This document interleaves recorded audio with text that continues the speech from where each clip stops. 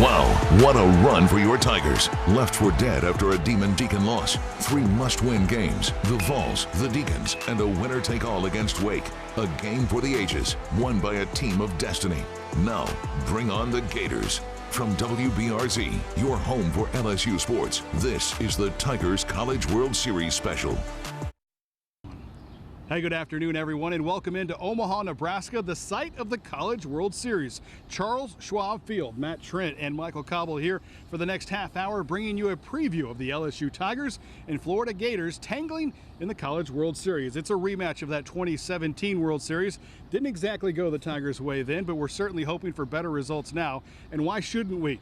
This LSU team has been on a tear. One of the best teams in the country, and they have been proving it. They took out Tennessee right away and then lost a heartbreaker to Wake Forest, a one-run game.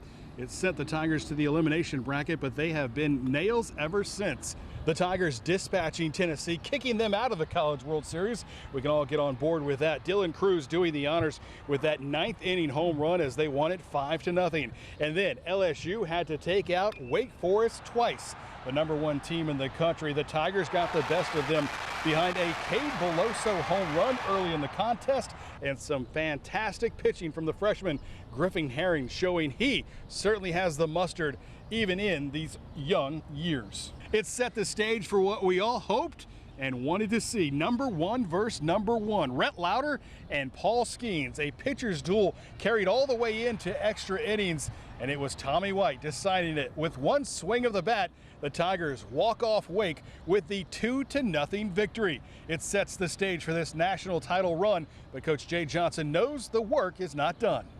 Really good week that we put together to get back to this point, and now it's about moving forward. Wanted the players to feel good about what they accomplished last night, and something we've talked about all year is mastering moving forward, moving on to the next step, you know, whether that's through success or adversity. They've shown a lot of maturity in doing that throughout the year, and I expect us to do that. And why wouldn't we expect the Tigers to stick to their game plan? It's certainly served them well up to this point. As we alluded to earlier, it's a rematch, Florida and LSU, that 2017 series that has every Tiger fan that watched it wondering what if Eric Walker getting injured, the Gators able to take the series. But head coach Kevin O'Sullivan has not forgotten all that purple and gold noise coming from the grandstand. I think that's one of the things that I will touch on probably tomorrow at some point. Can't say I didn't think about that, you know, once we won the game against TCU and, you know, just seeing LSU win that first game against Wake Forest. The other thing that we have, you know, that could be helpful is Michael Rivera, who was our catcher on that team. He's now back getting his degree, and he's our first base coach, and he lived it. Very interesting to see it play out the way it did. Very exciting, and it's kind of cool for, you know, Sully and Mike Rivera to kind of relive that. Tiger fans hoping they don't relive that national title. Instead, it comes back to Baton Rouge. And really, a lot of expectations in this series. Why wouldn't we, though, when you look at the caliber of players out there on the field? Yeah, Jay Johnson has said that this is some of the best action and some of the best games in the College World Series that he's ever seen. And a lot of the coaches here have echoed that same sentiment. And again, when you talk about talent, in Omaha alone this year, maybe 15 to 20 first-round picks between this year and next year's draft. In this national championship series alone between LSU and Florida, you're looking at maybe 5 to 6 first-rounders amongst these top 2 drafts here in the next couple of years. College baseball, obviously, is in a very, very good spot. It means a lot for college baseball fans, just to, not just us two, but all the talent on the field between the University of Florida and LSU.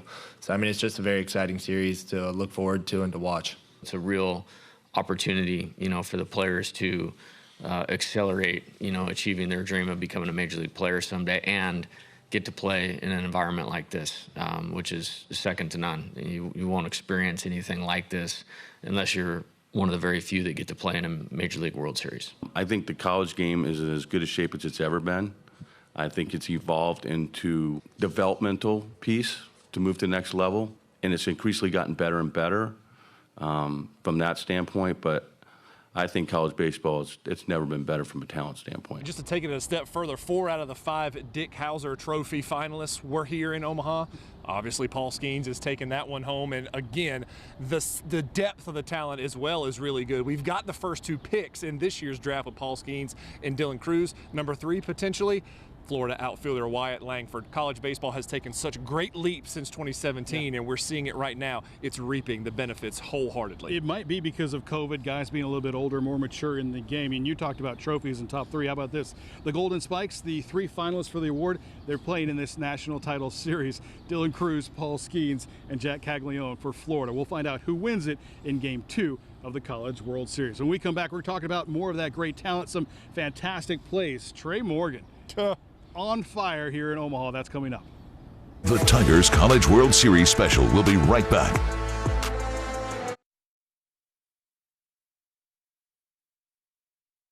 From Omaha, welcome back to the Tigers World Series special.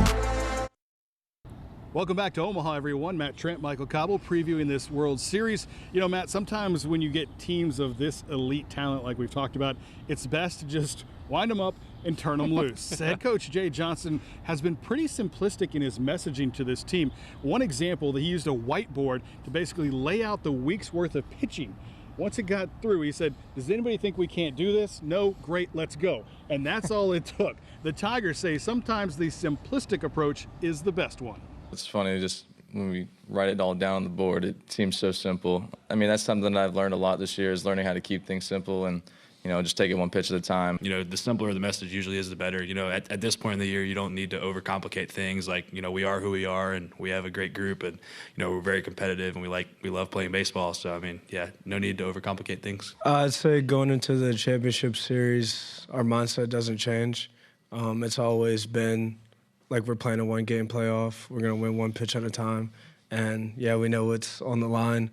And, you know, you can kind of do that when your team is as experienced and really seen the battles as this Tiger team has. Yeah, whiteboards for LSU, 2 for 2 this week in Omaha. Jay Johnson's and the Rocco's Pizza and Cantina with the Jello shots. Just a great year for whiteboards in general. But when you're talking about veteran leadership, look, not everybody can be Dylan Cruz. Not everybody can be Paul Skeens. You have the front runners, but you need some guys that are going to come off the bench and play their roles. The Hayden Travinskys of the world, the Kade Belosos that are maybe not going to be in that starting lineup the first day, opening day, but towards the end, especially now, they are as important as your top tier guys. I don't think you'll find another team in the country that has more fun playing with each other than we do.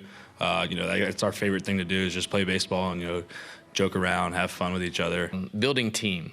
You have to be really intentional about building team. It's very important for, like, to have a good team, really. It's just, like, have the glue guys like this guy right here, and, you know, a leader like him who has one of the best mental approaches I've ever seen. So, yeah, I think it's very important. It just, like, gets the younger guys on board too, and just carries the tradition and the approach on every single year. There is different, like, components of leadership on this team, like whether it be like a glue guy, talent, etc. Lead by example, and I think that's what makes us so special. It's not like it's one person leading the way. It's like a group, like a collective of us. The reality of it, when you look at the SEC West and the SEC East, you cannot win without age, experience, and all those types of things. I mean, I think I know who the 3 players were up here for Florida. Those are grown men.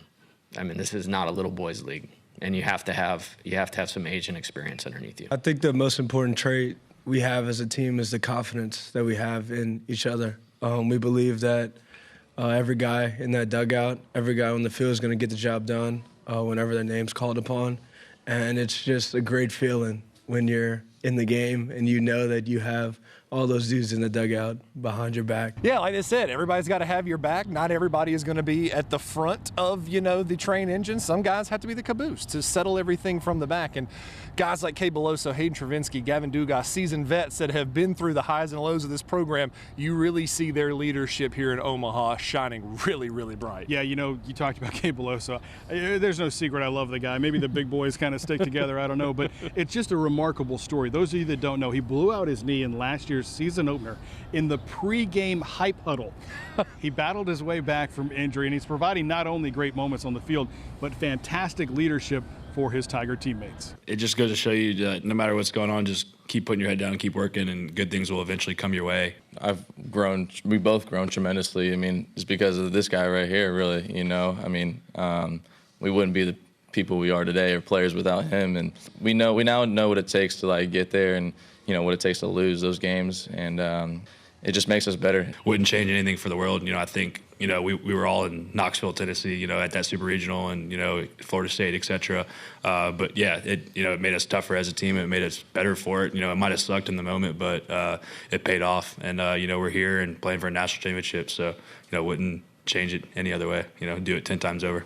You know, I joked with Kade Beloso earlier today at practice, and he was hitting a little fungo. He said, man, that's going to be my future. I was like, yeah, maybe 3 years. He's like, no, next year. Yeah. So he certainly understands his ability and maybe where he can contribute most. Jay Johnson says you always have to have a plan, that's and right. Kade Beloso has it in droves. But also, you want to know how much LSU baseball means to Kade Beloso? He put off his wedding for this team, for this trip to Omaha. I know the fiance isn't happy right now, but when she's in the stands watching them hoist a trophy maybe this weekend, I think it'll all be worth it. Yeah, it sounds like the right decision. You know, it's an easy decision, starting Paul Skeens. We'll tell you Jay Johnson's plan on how he got 2 out of Skeens here in Omaha coming up next.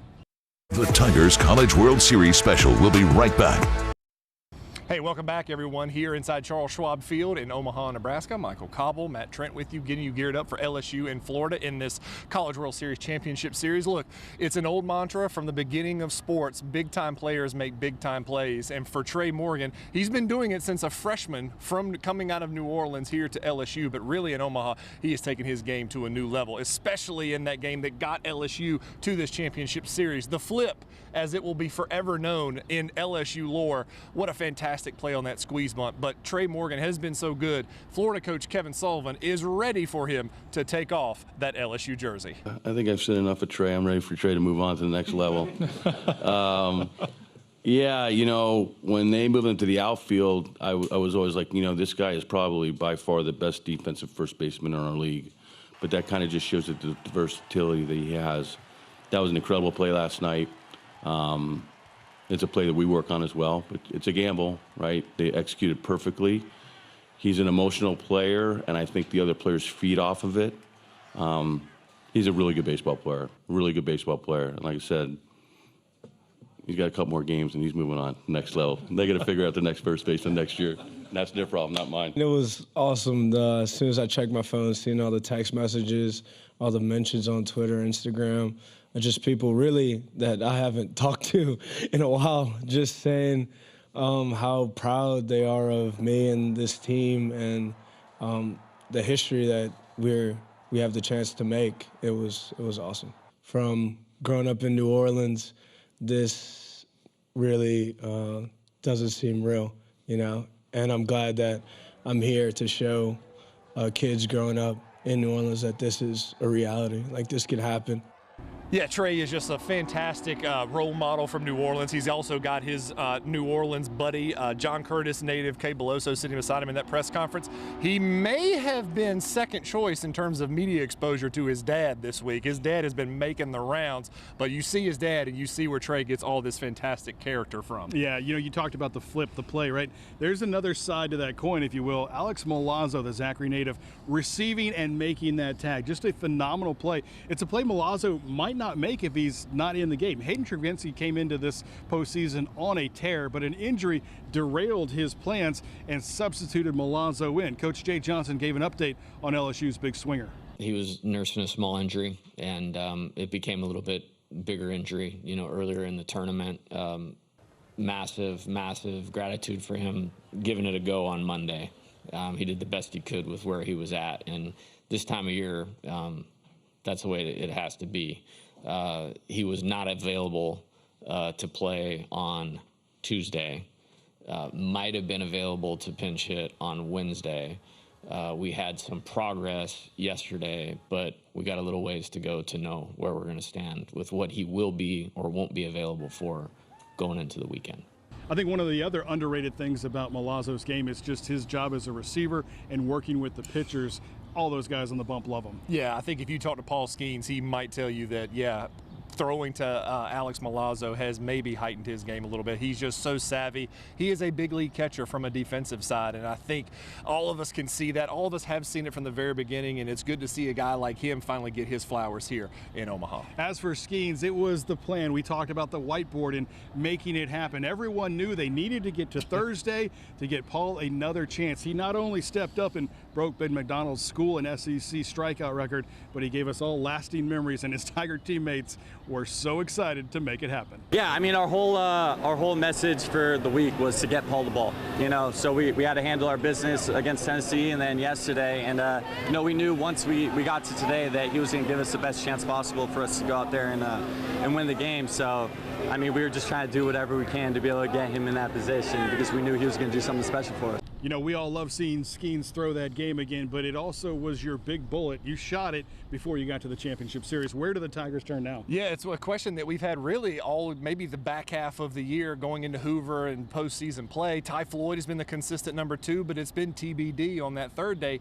Ty Floyd's going to throw again, but after that, it's really a question that we've gotten answered every single time, and LSU has had it answered every single time as well. I'm way okay with having a day off today. Yeah, that's going to work out well for us. I have faith in a lot of guys, and you know, we have 12 on the roster, on the active roster for this thing, and they've all pitched in games that we've won this year and games that we've had success. And I think there's a pathway for them, if they execute, to be successful. And it really doesn't matter what I think or feel about it. We are where we are. You know, we earned our way here. Well, I don't think they've done anything special, you know, than what they, or anything different than what they've done all year long. I mean, they've really relied on their Friday guy in Skeens, and he's provided a lot of really good and effective innings for them down the stretch. He's done that here. Ty Floyd's a fantastic pitcher on Saturday, and they've looked to fill in on Sunday. So they've had a bunch of guys step up out of the pen that have different guys in different roles on Sundays, but they've pieced together, and that's why they're here. So yeah, we have had a whole year to scout them practically because it's a team that we like to watch. I mean, they play great baseball, and we're excited to play them. Yeah, and how we're set up is a bullpen that is the strength of this team right now. I know that's weird to say, but Nate Ackenhausen's performance, Griffin Herring, Gavin Guidry has us with very, very strong confidence in whoever they throws out on the bump against Florida. Let's hope we see Riley Cooper one more time. When we come back, at least one more time, right? Yeah. When we come back, we're going to wrap this preview up. It's game day here in Omaha. We've got the Tigers and Gators coming up. The Tigers College World Series special will be right back. Welcome back, everyone, to Omaha. One of the interesting things that nobody's talking about, I think, is the rest versus rust. Florida breezed their way into this College World Series final. They've only played 3 games and have had the most rest of anybody here in Omaha. LSU, on the flip side, has played 5 games, but they've gotten to see and feel what this ballpark looks like. Yeah, they played 5 games in, well, not arguably, the toughest bracket in the College World Series, and Florida has kind of breezed through the easiest bracket. Oral Roberts and TCU are not the blue bloods of college baseball. Let's call it what it is.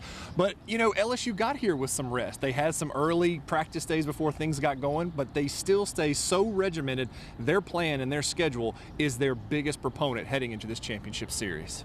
In baseball, it's not always the team with the best players, it's the team that plays the best that day. And as hard as it may seem to get anybody's head around, it's about tomorrow. You know, tomorrow is the only thing that matters tomorrow.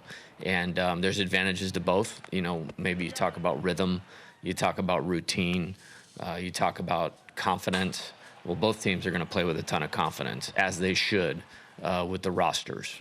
Honestly, from my standpoint, it puts me a little bit on edge. Honestly, because what you don't want your players to do with off days is lose their edge. And there have been plenty of teams that played on that Thursday game and went on to win this last series. So it's really our responsibility is to keep our players on edge, and that's going to be a huge message. The days off are fine, but you have to be able to turn the switch back on because LSU's now coming off an incredible win last night, an emotional win that will help them, you know, be at the highest level, you know, as far as feeling good about themselves going into Saturday's game, right? And we've sat back and watched. Yeah, it's interesting to see because LSU has kind of won in a myriad of different ways, as they have all season, and Florida's kind of not breezed through. They've had some tight games, but nothing comparison to the adversity that LSU has, especially in these last 3 elimination games. It's also interesting, the two teams are quite similar in that they've ridden the long ball to get to Omaha, but this wind has changed all of that. Except for Florida. They're still mashing out 7 home runs. But head coach Kevin O'Sullivan admitted getting here versus the way you played to get here is vastly different. The wind has played a huge factor, especially on Wednesday when we played TCU. I could sense, even in their dugout, it was suffocating. It's like every ball was hitting the air was an out. It's a very interesting question because when you put your team together to win the SEC, it's built on power pitching and power hitting. And in order to win the SEC, that gives you an opportunity to host regionals and super regionals and puts you in a position to get here. Now you get out here, and it's like it's a totally different game. I have a good perspective about that. You know, coming from the West in the Pac-12, I mean, it's bigger fields. That's a different style of play. Most of the parks in the SEC are launching pads, for lack of a better word. This is not here. You know, when we talk about building offense early on, very early on in the fall, you know, we want to be able to win any type of game. You know, pitchers duel like last night, one-run game, slugfest, winds blowing out. Small park, big field, doesn't matter. And to have a skill set to be able to do that, and there's some hallmarks in that skill set that travel, you know, if you will, without sounding too football coachish, that things that we've done well all year long have helped us score some runs here. We'll find out soon enough whether the long ball is back. There is a change of wind direction, I believe, with a cold front coming through here later today, so we'll see how that affects the start of this College World Series. Lord knows LSU has had enough rain delays. Let's just get the games in. We're hoping fate reverses itself. LSU walks away the winners this time with this Tiger-Gator matchup. It's been a pleasure to be here in Omaha and bring you this run. We can't wait to see how it unfolds over the next 2 to 3 days. For Matt, Trent, Michael Cauble, and everyone back in Baton Rouge, thanks for joining us. Go Tigers.